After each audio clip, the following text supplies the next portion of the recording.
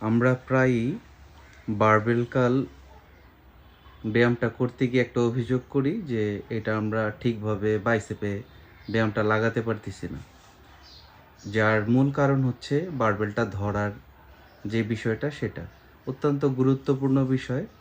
আপনাদেরকে আজকে এই ভিডিওতে তা পরিষ্কার করার চেষ্টা করছি আমরা ইনশাল্লাহ। আপনারা দেখতে পাচ্ছেন বারবেল কার্ল ধরেছি, যে ধরার অবস্থানটা খুব শক্ত করে ধরা হয়েছে। হাতটা কোনো অবস্থাতেই এই কবজার যে ব্যাপারটা, এটা যাতে হাত থেকে নিচের দিকে না চলে যায়, শক্ত করে ধরতে হবে। হ্যাঁ, কাছে থেকে দেখানোর চেষ্টা করছি। হাত থেকে কবজাটা একটু উপরের দিকে, এভাবে নিচের দিকে গেলে চলবে না। হ্যাঁ, এভাবে উপরের দিকে টাইট করে ধরে তারপরে যদি আমরা বাইসেপ বা বারবেল কার্লটা এরকমভাবে মারতে পারি, তাহলে ইনশাল্লাহ আমরা বাইসেপে যথেষ্ট প্রেশার পাবো।